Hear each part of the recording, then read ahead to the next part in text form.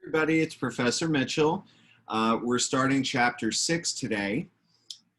So what I'm going to do is just very briefly introduce continuous random variables, which is all there is in section 6.1, and then we will go right on to section 6.2.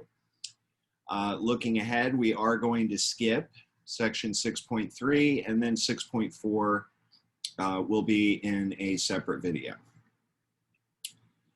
All right, so we have probability distributions. We started talking about those in chapter 5. In chapter 5, we talked about discrete probability distributions. So what makes a probability distribution discrete usually is that it only takes on whole number values.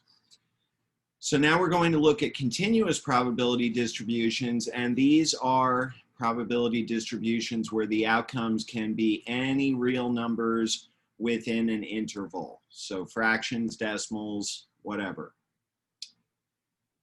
All right, so again, continuous random variables are outcomes that take on any numerical value in an interval as determined by conducting an experiment. These values are usually measured rather than counted. Examples of continuous data include time, distance, and weight, among others.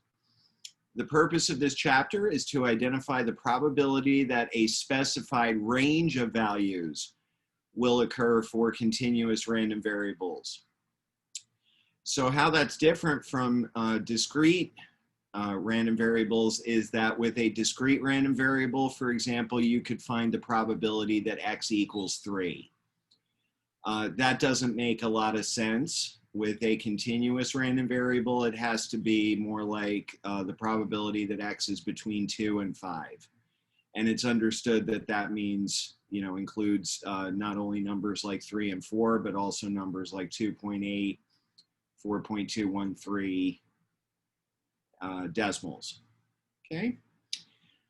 Continuous random variables can take on any value within a specified interval. Because there are an infinite number of possible values, the probability of one specific value occurring is theoretically equal to 0. So that was not true with discrete random variables. So probabilities are based on intervals and not individual values. And what you'll find throughout this chapter is that the probability is represented by an area under the probability distribution.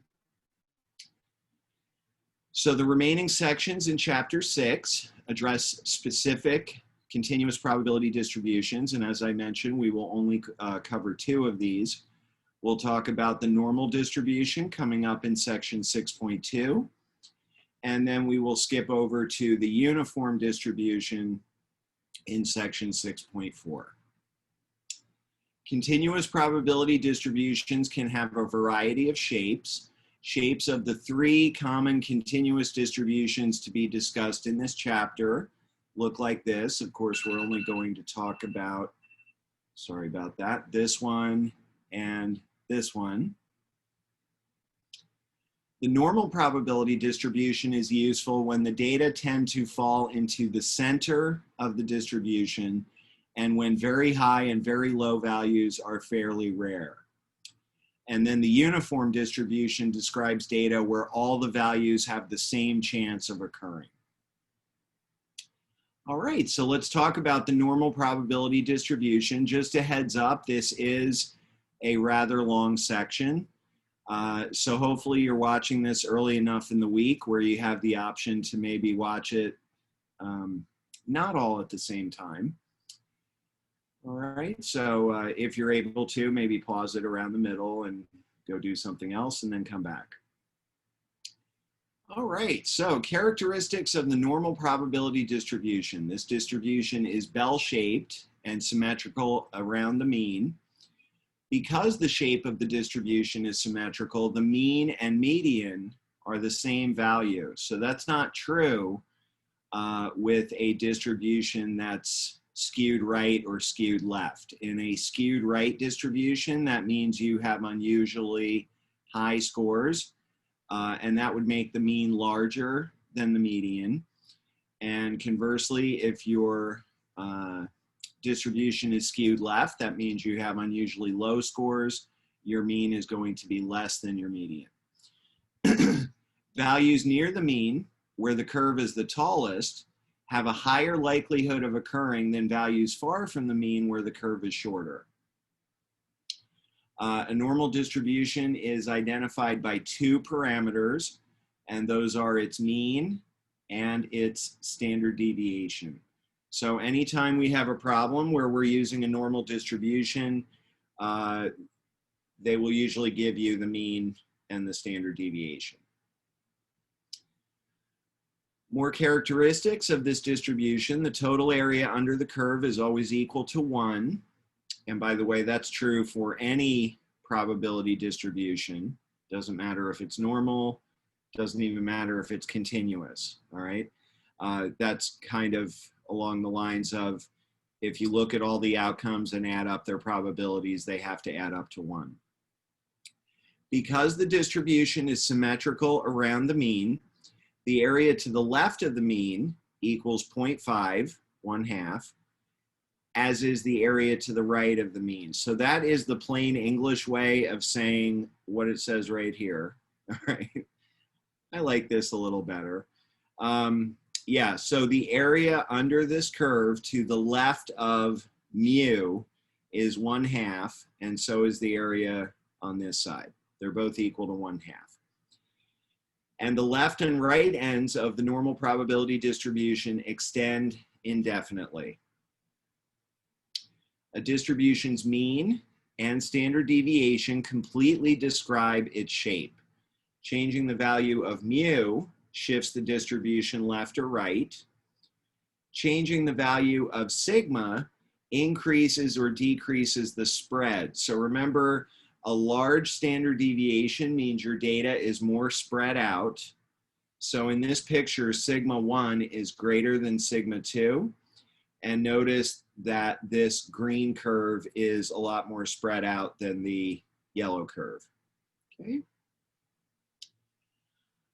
A probability density function is a mathematical description of a probability distribution. It represents the relative distribution of frequency of a continuous random variable. Now, if you don't absolutely love math, all right, feel free to ignore what's on the bottom half of this slide. If you think back to your algebra class where you used to graph functions, what you're looking at here is the equation for the normal curve. So if you were to graph this curve the way you learned how to do in algebra, it would look like one of these green curves. Okay.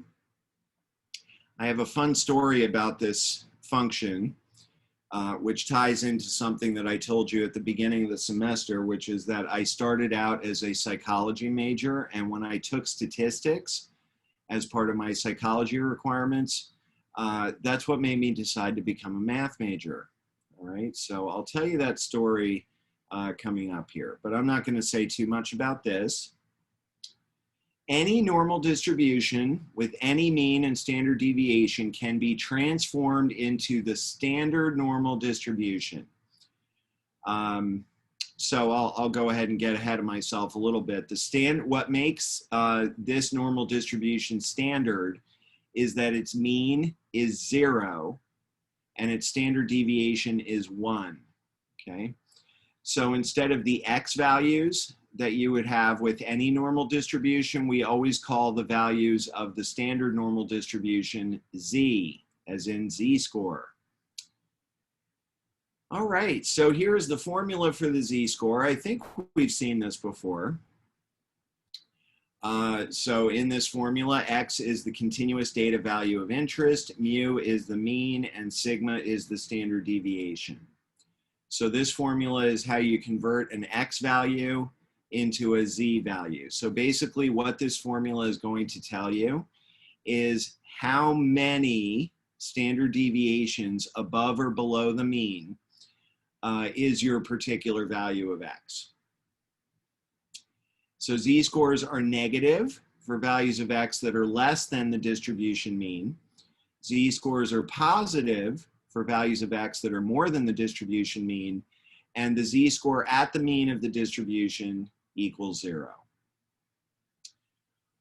All right, so this is what I said a moment ago. When the original random variable x follows the normal distribution, z-scores also follow a normal distribution with a mean of 0 and a standard deviation of 1. And again, this is called the standard normal distribution. All right, so as an example, the time customers spend on the phone for service follows the normal distribution with a mean of 12 minutes. Sounds like they need to hire some more people to answer the phone. And a standard deviation of 3 minutes. What is the probability that the next customer who calls will spend 14 minutes or less on the phone? So we're given that mu is 12 and sigma is 3. So the first step is to find the z-score for x equals 14. And we do that using the z-score formula. And when you put in 14 for x and 12 for mu and 3 for sigma, you get that z is about 0.67, which means that the value 14 is 0.67 standard deviations, about 2/3 of a standard deviation above the mean. All right, so here is a picture of your standard normal distribution. I am always going to encourage you, whenever you're doing a problem involving the normal distribution, is draw a picture of the normal distribution, sort of like this. And then I'm going to add one thing to this picture. Maybe they're thinking about doing this on a later slide. They said 14 minutes or less. So what I'm going to do, and it's not going to look very good, is I'm going to color in the left side of that value. Okay, that's really going to be helpful. Okay. All right, so now, let's see. So now we're going to use a standard normal probability table. So if you're taking my class, immediately before this video in your module, there should have been a file called table A2. That's what I call that table.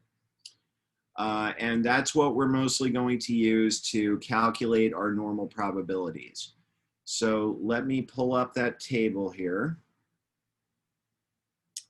I have it right here. Okay, so it looks like this. So here's how you use this table. I'm wondering if I should, let's see. I'm wondering, yeah, let's zoom in on this just a little bit. Okay, so we're looking for the area to the left of z equals 0.67. So what I'm going to do is I'm going to start at this column here. I'm going to go down to 0.6. And then I'm going to go over to the column that has the 0.07 on top. And where I end up is right here. Okay. So what that tells me is that if this z-score right here is 0.67, then the area to the left of 0.67 is 0.7486. Okay, so that blue area is 0.7486. That's what that means. Okay. So you might find it helpful to print out this table.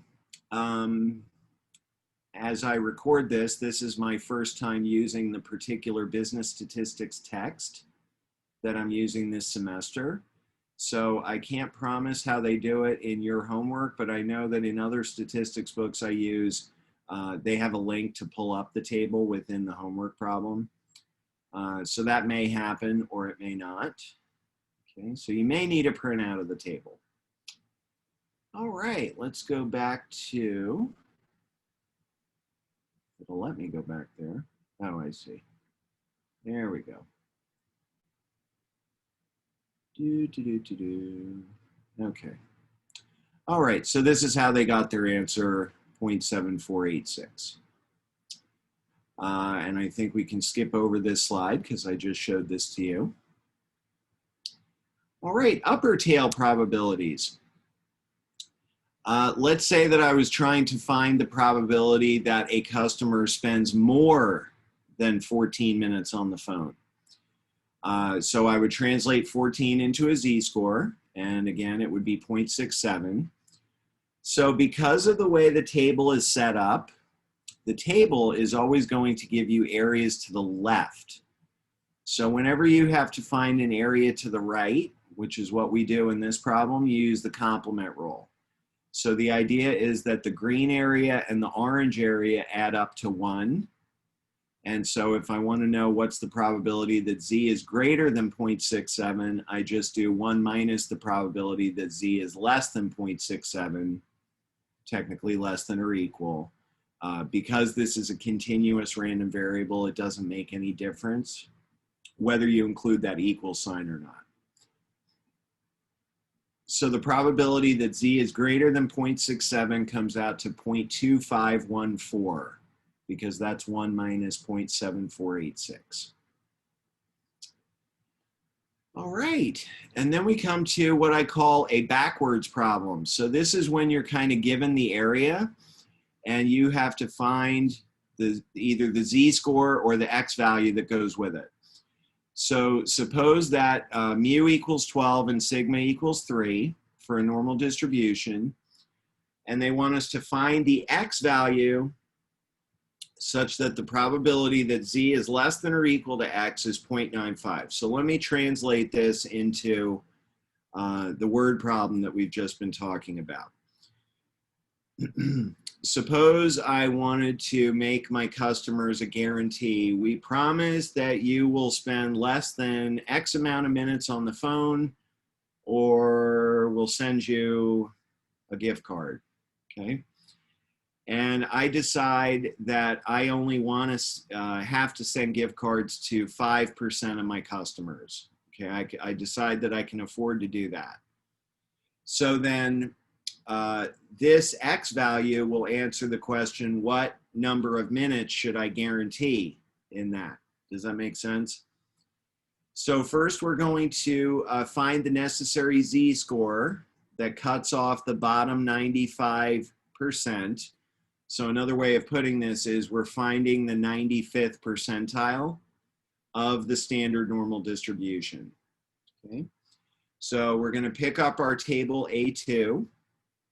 And we're going to look in the body of the table, right in the middle of the table, for the number 0.9500. So let me see if I can, oh, okay, yeah, so our table kind of looks like this. So what happens most of the time in a problem like this is that you do not find the exact area that you're looking for. The two closest areas are 0.9495 and 0.9505. So 0.9500 happens to fall exactly halfway between those. So then the z-score that we're going to attach to that is going to be halfway between 1.64 and 1.65. Okay, so we'll use z equals 1.645, which is exactly halfway between those two. Okay, so we found that z-score. So now we have to find the x value, that is 1.645 standard deviations above the mean. And there's really two ways to do that. You can do it directly from this formula if you don't mind doing a little bit of algebra, or you can use this formula. All this formula is just if you took this formula and solved it for x. Yeah, so wherever you keep your formulas, maybe written on a sheet of paper or on flashcards. Okay. You might decide you want to write both of these formulas. Okay. So if I use this formula, x equals mu plus z sigma, what I get is 12, because that's mu. 1.645 is z, and then sigma is 3. So x comes out to 16.94. So if I'm going to be sending gift cards to 5% of my customers because they sat on the phone too long, then my guarantee should say, we guarantee that you won't have to wait on the phone for more than 17 minutes. I have to admit that doesn't sound like a very enticing guarantee. 17 minutes is way too long to wait on the phone. All right, so here's another example. Suppose that mu equals 12 and sigma equals 3. Let's find the probability that x is less than or equal to 8.5. So this would be the probability that somebody spends 8.5 minutes or less waiting on the phone. So the way that you do a problem like this is first convert your 8.5 into a z-score. See how they did that right here? So the way that you read this is the probability that x is less than or equal to 8.5 is equal to the probability that z is less than or equal to the corresponding z-score, which is 8.5 minus 12, that difference divided by 3. That comes out to about negative 1.17. And then if I go back to table A2, on the second, no, I'm sorry, it's on the first page. We've just been looking at the second page. So there's one side for negative z-scores, the other side for positive z-scores. So I want to know what's the area to the left of negative 1.17. So I'm going to go all the way down to negative 1.1. And then I happen to notice that this very last column is my 0.07 column.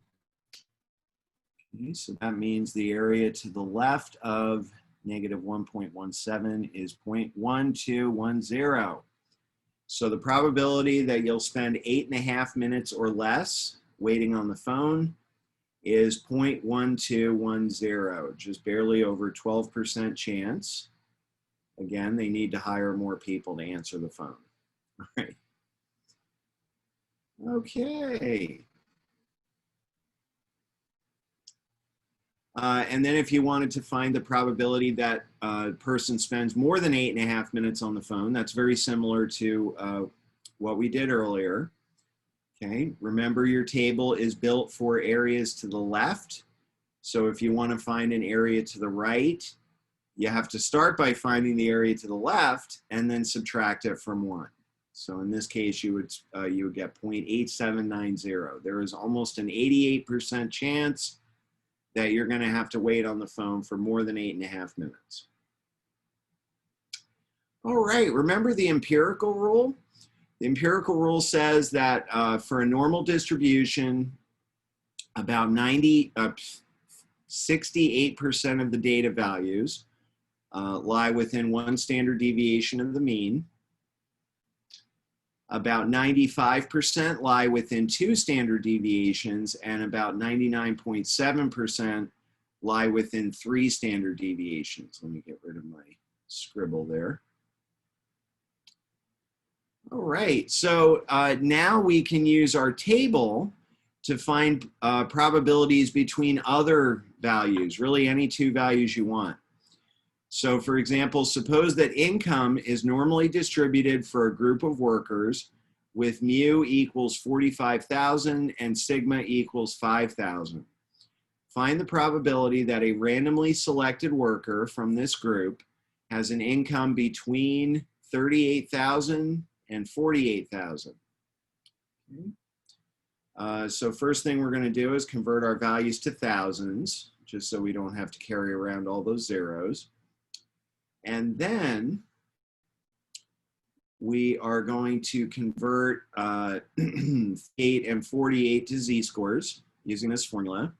So the z-score for 38 is 38 minus 45 divided by 5, which is negative 1.4. The z-score for 48 is 48 minus 45 divided by 5, which is 0.6. So we need to find the area between these 2 z-scores. And so here's how you do that using your table. Again, the only thing the table tells you is areas to the left. So if I, remember this is the area that I want right here. So if I start by finding all the area to the left of z equals 0.6, and I'll leave it to you to look at your table and convince yourself that that area is 0.7257.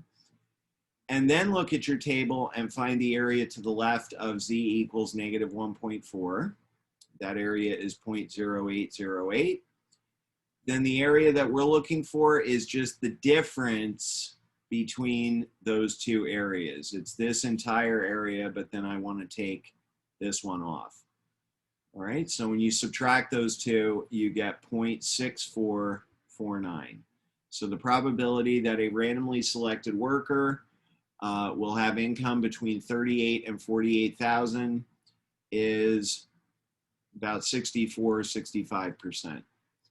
Okay, fun story time. So I mentioned that I started out as a psychology major, and at least at my college, they made all psychology majors take statistics.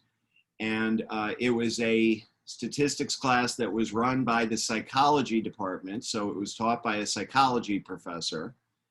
And when we were going over the normal distribution, I wondered, how did they figure out these numbers in the table? So I had taken a little bit of calculus at this point. So I knew that finding the area under a curve is a calculus problem. It uses something called integration, all right, finding an integral. So I went back to my dorm, and I guess I didn't have anything better to do, and I started trying to integrate that. Remember that ugly function that we saw near the beginning? It was, I don't even have it memorized. It's something like f of x equals 1 over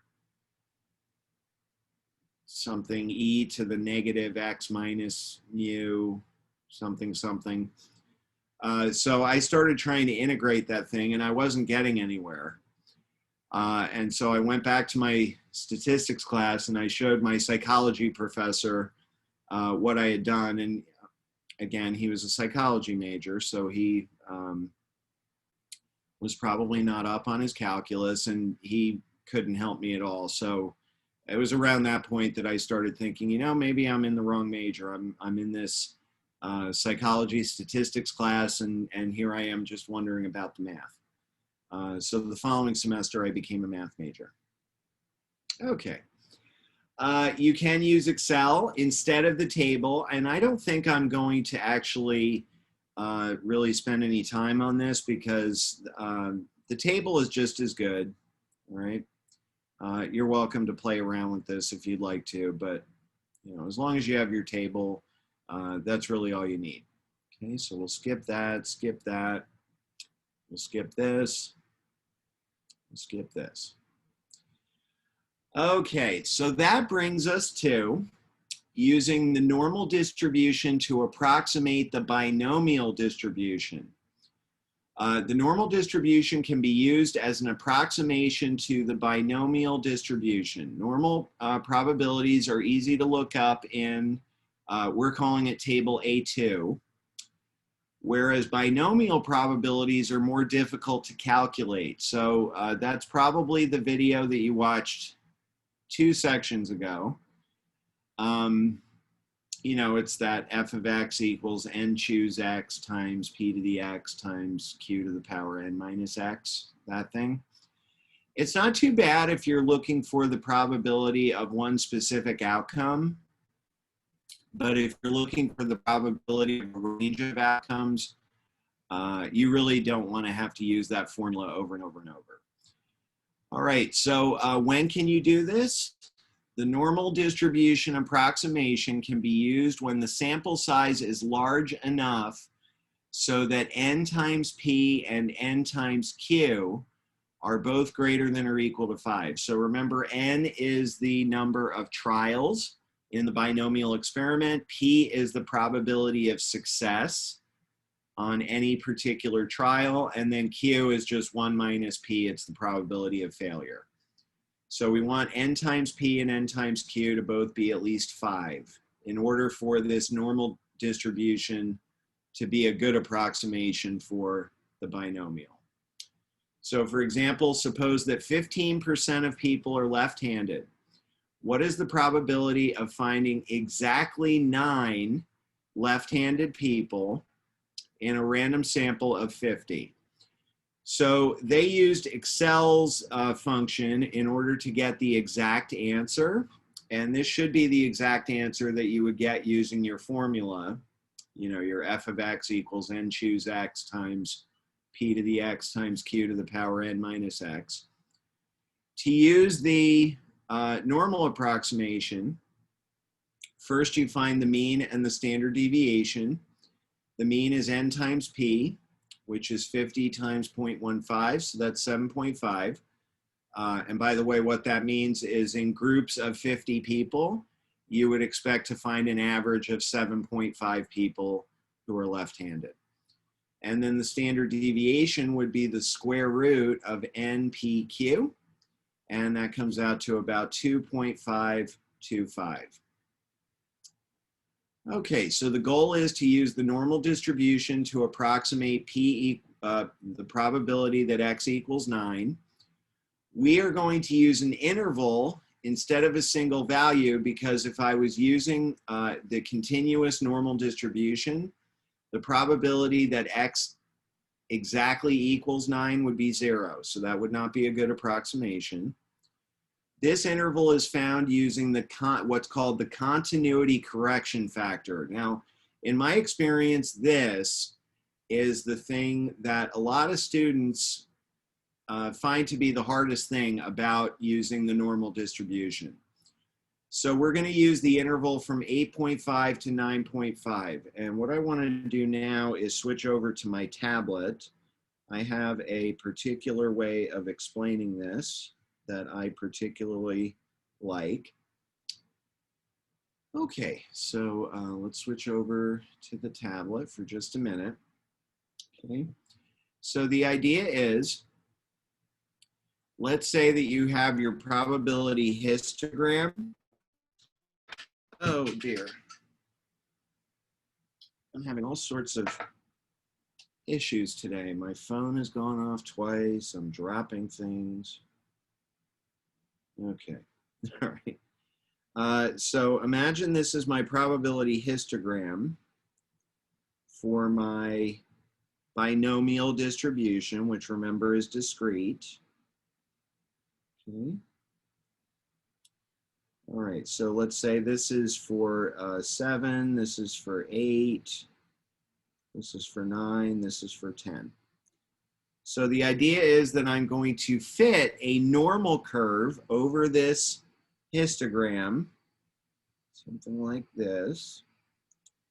And if I want to find the probability that x equals 9, which would be the area of this rectangle here, a good approximation for that should be the area under the curve from, and this would stand out a little better if I had done a better job.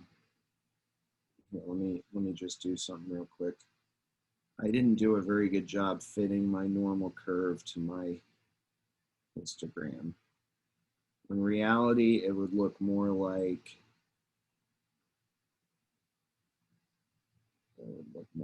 this. Okay. So the idea is that an approximation for the area of that rectangle is the area under the curve from here to here. So that area would look like this. Okay. And in fact, when n times p and n times q are both at least 5, those two areas, the black and the red, do tend to be very close together. Okay, so this is a good approximation. So whenever you're doing a normal approximation for binomial problem, I recommend sketching a little picture to help you figure out the continuity correction. By the way, I didn't finish. So the starting value under the curve would be 8.5 and the ending value would be 9.5. Okay. So when we do another one of these, I'm going to sketch another picture like that. All right, so let's go back here. All right, so we're going to use the normal distribution to find the probability that x is between 8.5 and 9.5. Remember, we've already figured out that the mean is 7.5 and the standard deviation is 2.525. So again, find your z-scores. The z-score that goes with 8.5 is 0.4. The z-score that goes with 9.5 is 0.79. And using your table, the probability that z is between 0.4 and 0.79 is about 0.1298. And remember, they started this off by using Excel to do the binomial formula, the one that we learned in chapter 5. And that came out to 0.1230. So it's very, very close. And it's off by less than 0.01. So that's a pretty good approximation. Okay, some other examples of continuity corrections. If you were asked to find the probability that x is less than 3, you know what, I'm just going to grab maybe a couple of these and draw some pictures. So let me just write down a couple of those. So yeah, we'll do less than 3. I don't want to do all of them, but I kind of want to do a variety. And let's say 6 or more. We'll do that one. Okay. All right, so I'm going to switch back to the tablet. So what I recommend you do is draw a little fake histogram that starts with the number that's given in the problem. Okay. And so let's say that my little fake histogram looked like this. Less than 3 does not include the number 3, but it does include the number 2, and it includes the number 1. Okay, so if you're going to fit your normal curve over top of this, you need your area to cut off right here at 2.5. Okay. So you would use 2.5 in your normal distribution calculations. And then if I was doing 6 or more, fake histogram will go 6, 7, 8.